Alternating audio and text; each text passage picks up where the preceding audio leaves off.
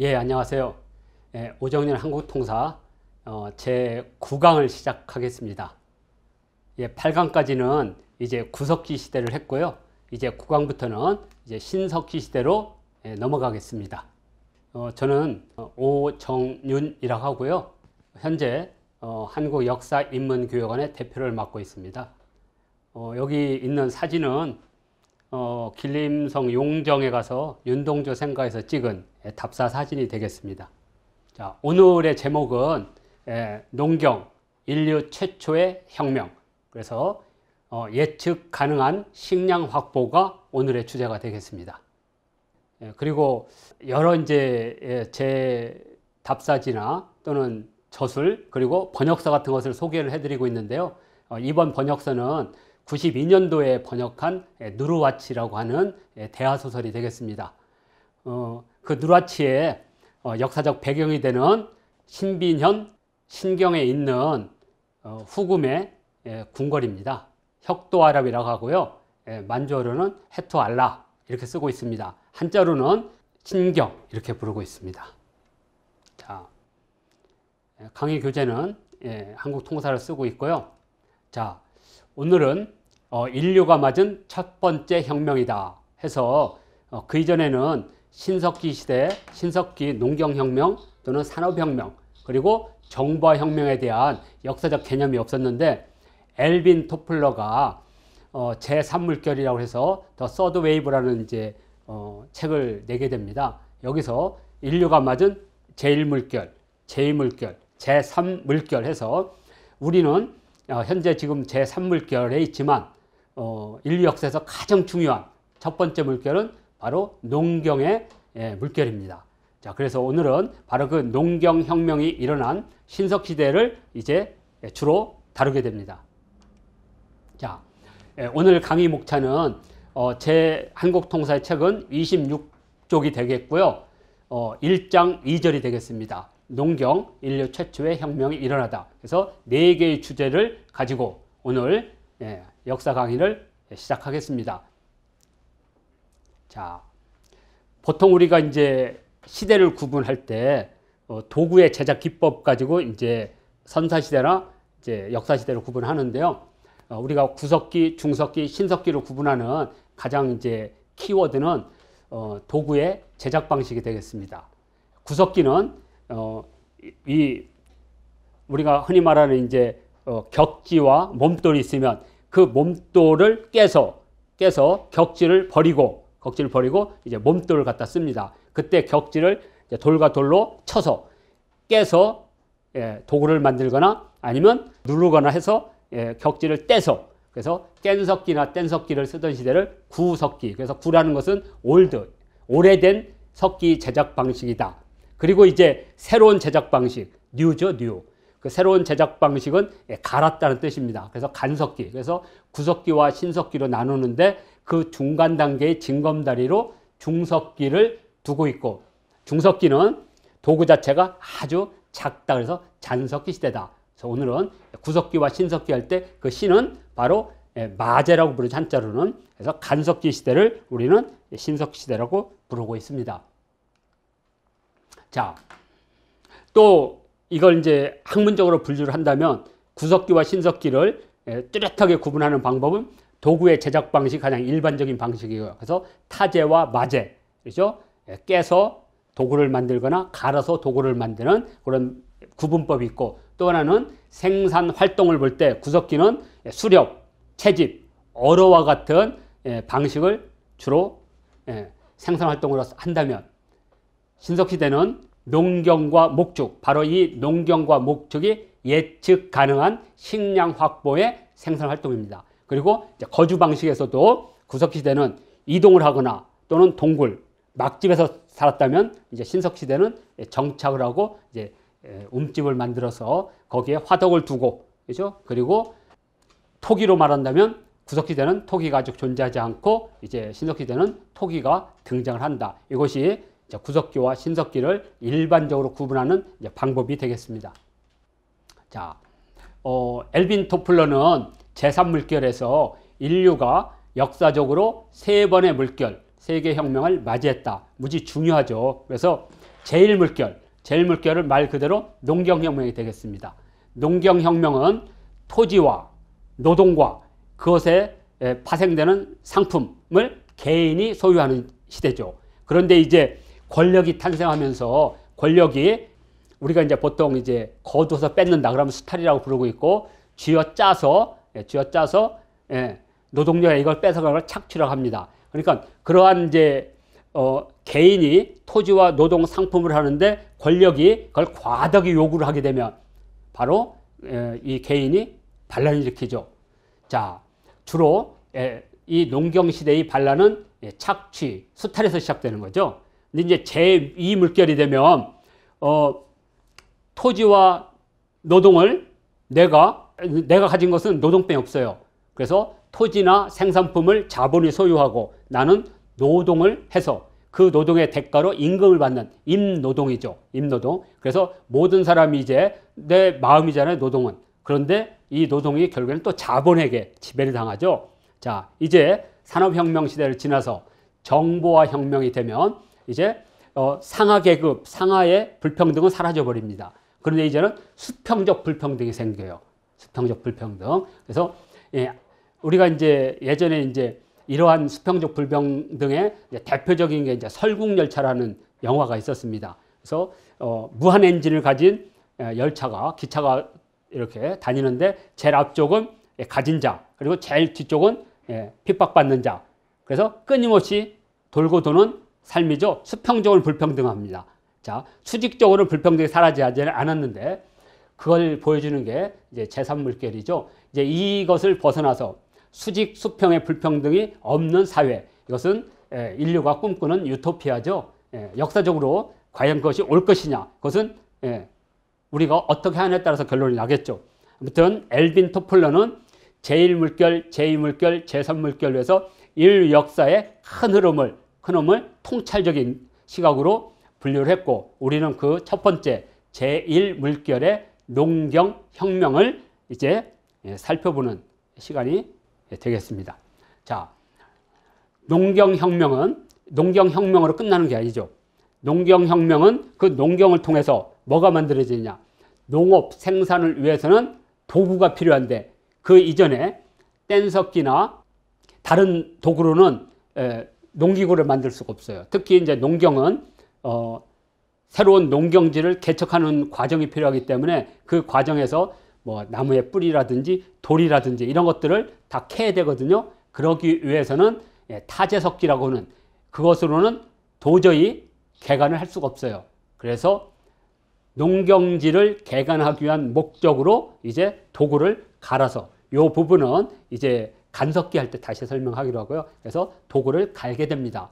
그리고 농경을 하게 되면 농경을 통해서 얻어진 추수한 곡물을 먹는 방법은 결국에는 껍질을 벗겨서 그래서 이제 갈판과 갈돌이 나오게 되는데 껍질을 벗기고 어느 한 공간 속에 물이나 이걸 채워서 끓여서 먹는 방법이 없죠. 그래서 탄생한 게 토기입니다. 토기의 용도도 다시 분류해서 설명을 드리도록 하겠습니다. 그리고 농경이라는 것은 어떠한 일정한 강변에서 토지를 개간해서 농경지로 만들고 거기서 1년이라는 사이클, 그죠?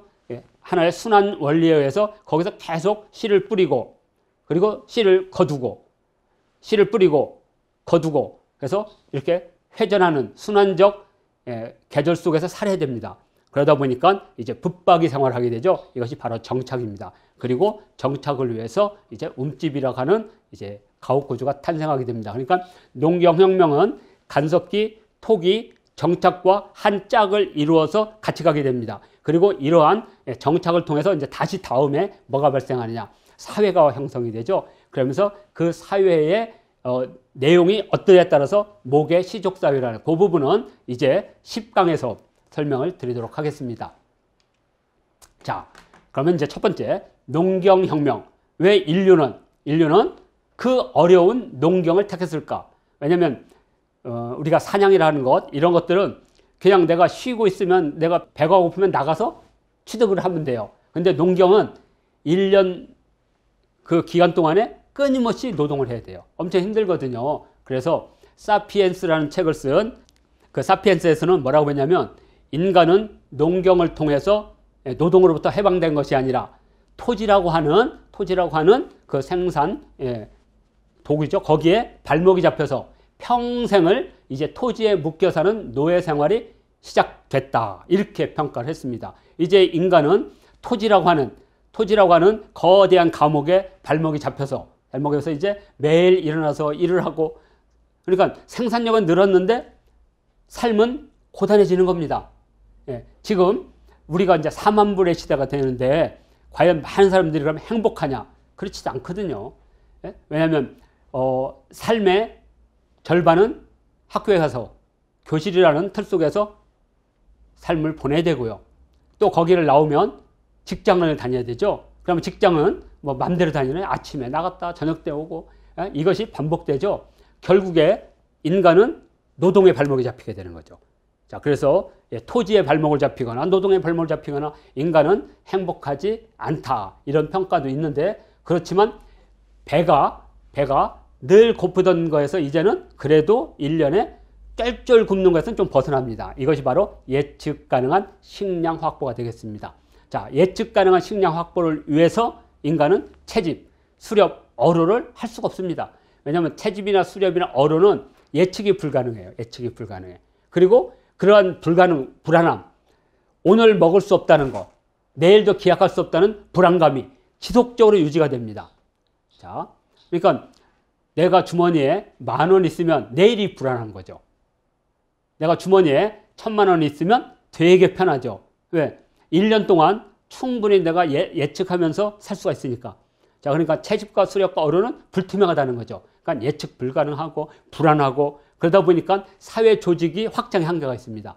예를 들어서 모계 사유의 우두머리인 어머니 입장에서는 아이를 무한히 낳다가는 식량 부족으로 시족이 다 죽게 되죠. 그렇게 되면 어떻게 되냐? 후대를 생산하지 않음으로써 사회 조직을 일정 부분 유지하려고 노력을 합니다. 그러니까 사회 조직이 확대되지 않죠. 이러한 예측 불가능하고 불안한 이것을 한 번에 잠재운 게 뭐냐? 그게 바로 예측 가능한 식량 확보다. 이렇게 볼 수 있습니다.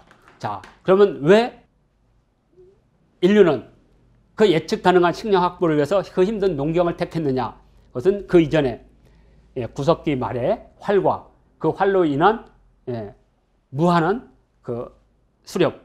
그러니까 이제 인간은 사냥의 명수꾼이 되면서 주변에 있는 웬만한 먹잇감은 다 잡은 거죠. 절대적인 식량 부족과 또 인구 폭발이 온 거죠.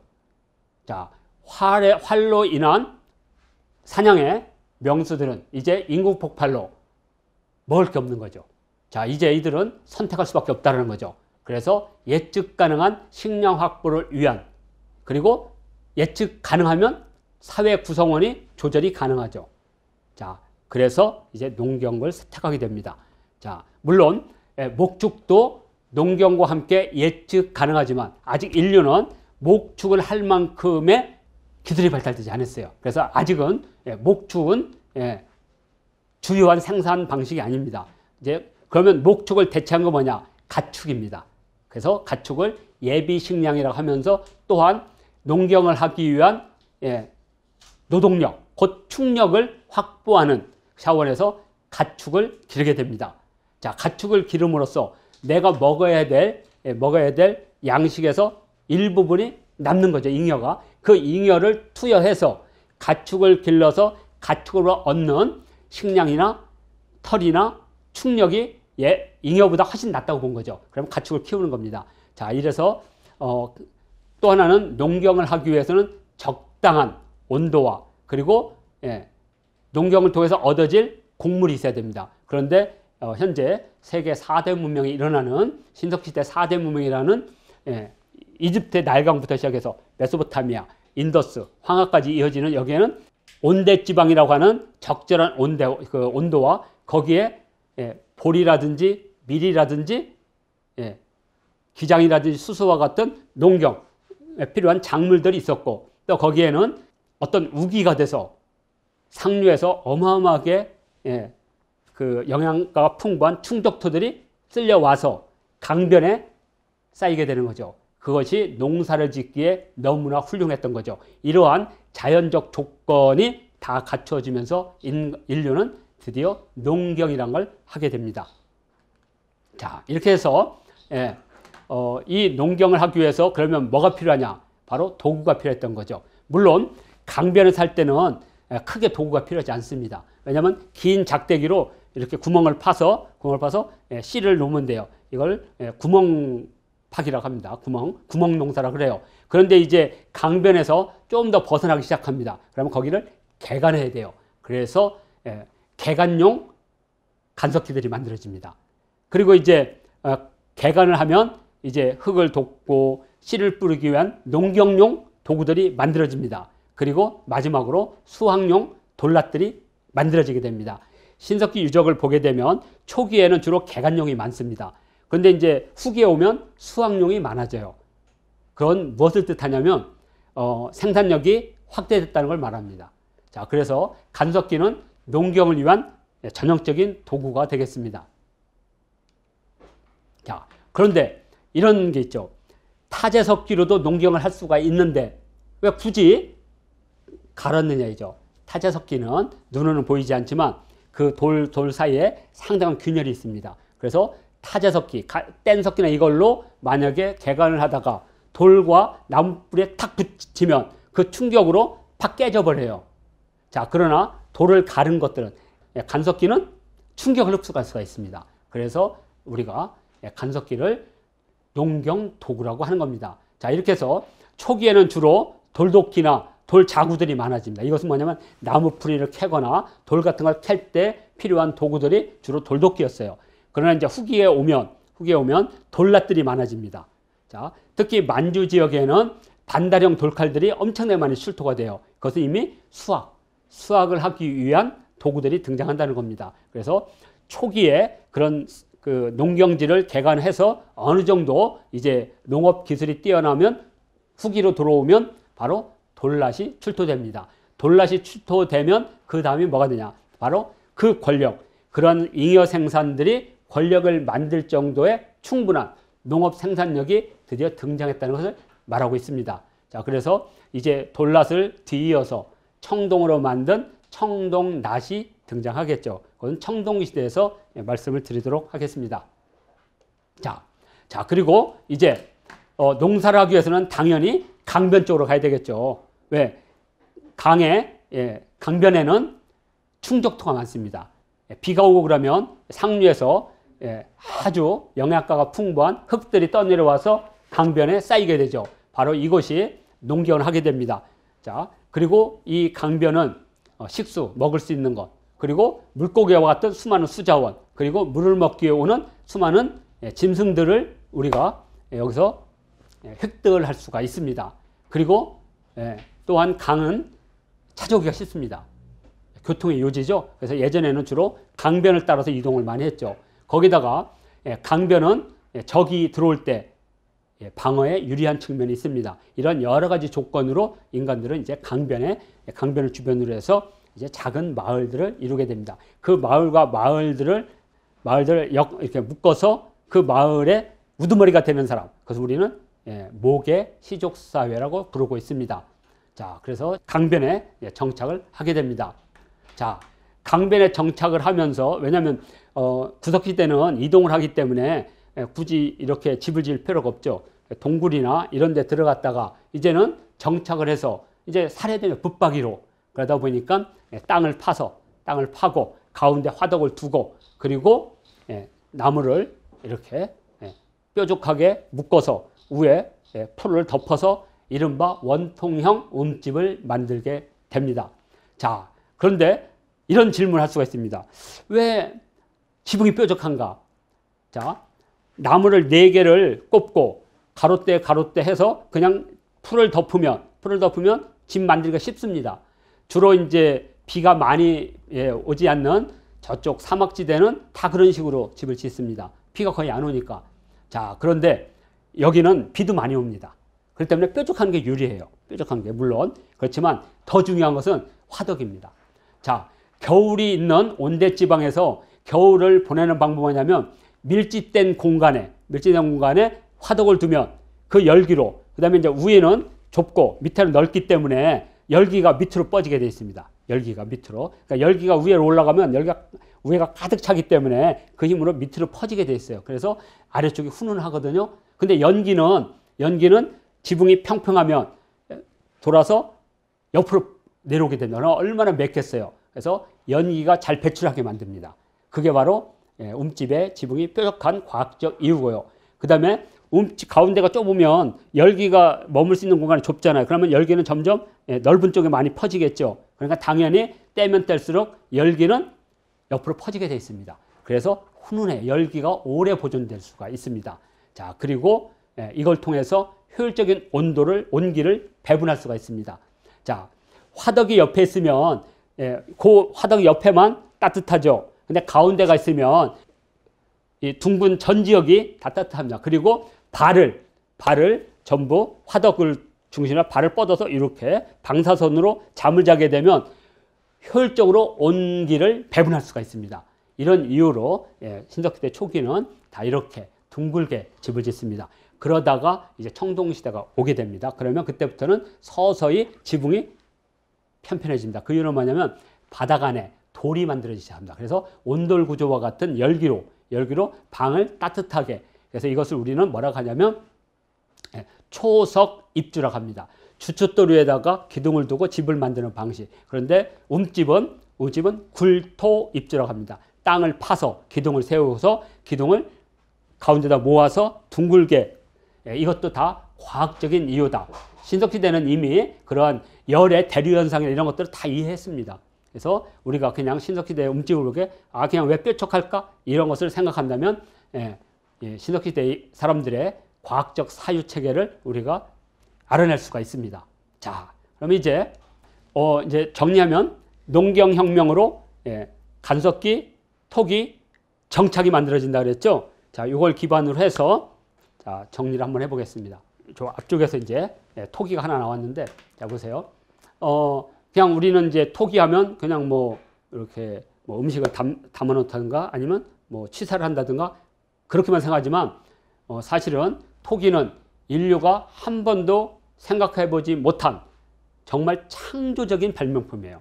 자, 그러면 토기를 갖고 우리가 역사적으로 어떻게 해석할 수가 있느냐?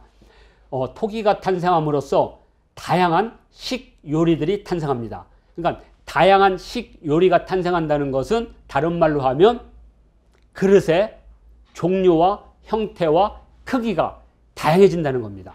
자, 그리고 이 토기는 물리적인 힘과 화학적인 지식이 만나서 만들어진 발명품입니다. 이 토기가 지금 우리가 그래도 이렇게 완성품을 보지만 실제로 일반적으로 우리가 토기를 이렇게 굽게 되면 온도가 막 800도, 900도 하면 찌그러집니다. 그런데 찌그러지지 않게 하는 방법은 뭐냐? 바로 아가리의 지름을 똑같이 만들면 돼요. 그러면 아가리의 지름을 똑같이 하는 방법은 뭐냐? 물론 우리가 신석기 시대를 이해하면서 빗살무늬 토기를 따로 다른 강좌에서 이렇게 따로 배분해서 집중적으로 설명하겠지만 오늘은 간단하게 말하면 회전을 시킵니다. 회전을 시키게 되면 회전의 원심력이 모든 그 태토에 동일하게 돌아가죠. 그래서 어느 정도 원형을 갖추게 됩니다. 그래서 어느 정도 원형을 갖춘 토기들은 그 가마 속에서 그 어마어마한 불길 속에서 찌그러지지 않고 그래도 원형을 유지할 수 있습니다. 그러니까 이 물레 원형 판을 돌리는 것 자체가 물리적인 힘을 이용하는 거예요. 거기다가 온도를 한꺼번에 팍 올리게 되면 대부분 깨지게 됩니다. 이걸 방지하는 법이냐? 온도를 천천히 올리면서 흙과 가마에 있는 수분을 한꺼번에 확 증발시켜버리면 대부분 토기가 갈라지거든요. 그걸 방법은 뭐냐? 수분 팽창 개수가 있는데 이것을 막는 방법은 금을 긋으면 됩니다. 금을 긋게 되면 금을 긋은 그 공간의 부분이 팽창을 받아들이면서 토기가 깨지지 않고 갈라지지 않고 이렇게 완제품으로 잘 나올 수가 있습니다. 그리고 이제 토기는 신석시대를 이해하는 또 하나의 관점 중에 인간은 자연이 아닌 스스로 시간과 공간, 그러니까 자연 속에 시간이 흘러가죠. 그 다음에 동굴이나 이거 다 공간이에요. 그러나 그건 내게 아닙니다. 동굴을 들어 다닐 수 없죠. 근데 인간은 드디어 시간을 만듭니다. 그래서 시간을 가지고 다녀요. 그리고 공간을 만듭니다. 그 공간을 만들어서 인류는 공간을 소유하게 됩니다. 그런 공간 소유의 대표적인 하나의 사물이 바로 토기고, 뭐 가옥도 되고, 바지와 같은 옷도 되고, 이러한 시간과 공간을 갖는 시대. 그래서 인공적으로 공간을 확보하는 시대입니다. 또 하나는 이제 예술적 작품의 출발입니다. 이제 인간은 대상화된 어떠한 것 중에 바위라든지 이것은 한계를 갖고 있거든요. 자, 이제는 작은 공간 속에 정말 자신이 생각하는 예술적 감각을 여기다 투영시킵니다. 그래서 예술적 작품의 출발점이라 합니다. 그리고 우리는 박물관에서 우리가 하나의 인류가 정착이라는, 그러니까 구석시대에도 물론 예술이 있었습니다. 그렇지만 이제 처음으로 그 예술품들이 신석시대 시작돼서 지금까지도 박물관에서 시대를 거슬리지 아니하고 신석시대, 청동시대, 그리고 역사시대 계속해서 박물관에서 볼 수 있는 유일한 유물입니다. 인류 역사와 함께 생활을 한 가장 대표적인 유물이 바로 토기다. 이렇게 토기가 갖는 역사적 의미는 이제 신석시대를 하면서 다양하게 풀어내 보겠습니다. 자, 이렇게 해서 또 하나 예전에 한국사를 공부하던 분은 대부분 한국사에 뭐라고 되냐면 빗살무늬 토기는 저장용이라고 이렇게 되어 있습니다. 그런데 이렇게 잘 만든 토기를 가지고 저장할 이유가 없거든요. 특히 밑이 뾰족한 것들은 저장하기도 쉽지 않아요. 그래서 생각한 게 언덕이나 모래벌을 파서 이렇게 놓는다 그러는데 그 언덕벌에 이런 데는 습기가 있기 때문에 이 토기를 거기다가 두는 것은 바로 토기를 망가뜨리는 행위입니다. 그래서 주로 뾰족한 것들은 실제 만주 지역의 여러 신석기 지역에서는 돌 같은 것에 올려놓은 상태로 발견이 됐어요. 그래서 취사용이라는 걸 알 수가 있고 또 어떤 이러한 토기의 안에서는 바로 곡물이 발견됐습니다. 그래서 취사를 했다는 걸 확실히 알 수가 있습니다. 주로 저렇게 바닥이 편편하거나 이런 것들은 저장용으로 쓸 수는 있겠죠. 그렇지만 예를 들어서 잡아놓은 물고기라든지 도토리나 이런 것들은 할 수 있지만 주 용도는 취사용이라는 거죠. 그리고 저장용과 취사용을 이어서 또 하나는 의뢰용이 있습니다. 그러니까 제사를 위한 용도들. 그래서 토기는 저장용만 있는 것이 아니라 취사용과 그 다음에 의뢰용도 있다. 그리고 토기의 주 용도는 취사용이다. 이렇게 보시면 되고요. 실제 저 빗살무늬 토기를 이 화덕에다 놓고 거기다가 물을 넣고 밥을 넣으면 약 15분에서 20분이면 밥이 찰지게 잘 됩니다. 그러면 또 우리 예를 들어 청소년 이렇게 물어볼 거예요. 아, 저 토기로 밥을 지으면 흙이 이렇게 묻어나서 막 흙밥을 먹어야 되지 않냐? 절대로 그렇지 않아요. 한 번 할 때는 그렇겠죠. 그렇지만 이 곡물에는 녹말이 있습니다. 그래서 그 녹말들이 이 흙 속에 스며들고 겉을 투명하게 만들어서 마치 코팅한 것처럼 반들반들합니다. 그래서 실질적으로 흙이 묻어나지 않습니다. 그러니까 취사용으로 전혀 문제가 없습니다. 특히 이걸 가지고 이제 요 부분인데 식료의 다양성이 만들어내는 뭐냐면 농경을 하는 사람들은 주로 여기다 밥을 해 먹겠죠. 물론 지금처럼 찰진 밥은 아니고 약간의 죽과 같은 그런 형태지만 일단 인류는 이렇게 곡물을 익혀서 씹어 먹던 거에서 처음으로 물과 결합된 형태의 밥이라는 걸 한번 만들었습니다. 이것은 인류가 그냥 인류가 아니라 인류의 속에 있는 모든 위장이나 이러한 이 안에 있는 모든 장기들의 변화를 줬다는 뜻입니다. 그래야만 우리가 신석시대의 약초나 이걸 이해할 수가 있어요. 자, 그래서 농경을 하는 사람은 밥을 해 먹었다면 수렵하는 사람들은 여기다 물을 채워서 더 먹으면 예를 들어서 토끼를 그냥 더 먹는 것과 이렇게 국물을 내서 먹는 거 거기다가 채집한 채소를 넣어서 먹으면 요즘 말하는 샤브샤브나 이것도 다 가능한 겁니다. 그 다음에 여기를 채소를 끓여서 여기다가 데쳐서 이제 먹는 나물이 만들어지겠죠. 이런 식으로 해서 식요리가 다양해집니다. 그리고 바닷가에 사는 사람들은 해물탕을 먹을 수가 있습니다. 자, 그러니까 토기를 통해서 이러한 여러 가지 관점을 우리가 확인할 수가 있습니다. 자, 이렇게 해서 이제 신석시대 가장 큰 네 가지 특징, 그러니까 농경을 통해서 만들어진 그래서 간석기의 제작, 농경혁명, 정착, 그리고 토기. 이렇게 간단하게 요약한다면 간석기를 만든 이유는 농경을 위해서, 그리고 석기를 갈면 충격을 흡수해서 개간용으로 주로 썼다. 그래서 초기에는 개간용인 돌도끼가 많이 축소되다가 신석시대 후기 유적에서는 주로 돌날과 같은 수확용 도구들이 많이 발견된다. 그것은 생산력이 늘어났다. 그러면 신석기 후반에서 청동기를 넘어갈 때는 그 확대된 생산량을 바탕으로 바로 국가가 형성된다는 것을 우리가 유추할 수가 있습니다. 자, 그리고 농경혁명의 가장 큰 특징은 예측 가능한 식량 확보라는 거죠. 자, 이렇게 있고, 그래서 채집에서 드디어 농경으로, 이집트의 벽화가 있는데 저렇게 소를 길들여서 쟁기로 농경을 하죠. 자, 그리고 강변에 움집을 집어서 정착을 하면서 사회가 형성된다. 그리고 그 사회는 어머니를 우두머리로 하는 모계 시족 사회다. 제10강에서 다룰 주자가 되겠습니다. 그리고 토기는 단순한 그릇이 아니라 예술도 있고, 그렇죠? 공간을 확보하는, 인간의 사회체계에서 공간을 확보한다는 무지 중요한 의미를 갖고 있거든요. 그리고 여기에는 회전력이라고 하는 물리적 힘과 또 흙이 자기와 같이 또는 딱딱하게 만들어지는 화학적 변화들이 여기에 있습니다. 그래서 이러한 기술을 해서 인류가 현재 만든 그릇 가운데 그 재료가 가장 완벽한 것은 흙입니다. 현재까지도. 그 정도로 인류는 가장 완벽한 그릇을 드디어 생산하게 되는 거죠. 자, 이렇게 해서 신석시대 전체적인 구조는 이렇게 네 가지를 중심으로 해서 정리가 가능하겠습니다.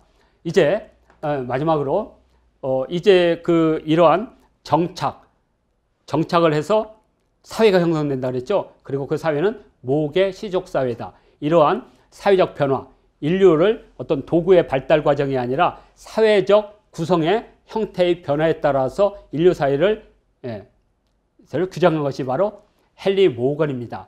정치 인류학자인데요. 헨리의 모건의 고대 사회는 우리가 역사의 시대 구분을 하는데 엄청나게 중요한 책입니다. 그래서 관심 있는 분들은 헨리 모건의 고대 사회, 그리고 이 헨리 모건의 고대 사회를 바탕으로 엥겔스가 지은 가족, 사유재산, 그리고 국가의 기원, 이것은 반드시 읽어야 될 사회과학 책이 되겠죠. 자, 제9강은 이것으로 마치고 제10강 모계 시족사회와 종교사상의 탄생에서 다시 뵙도록 하겠습니다.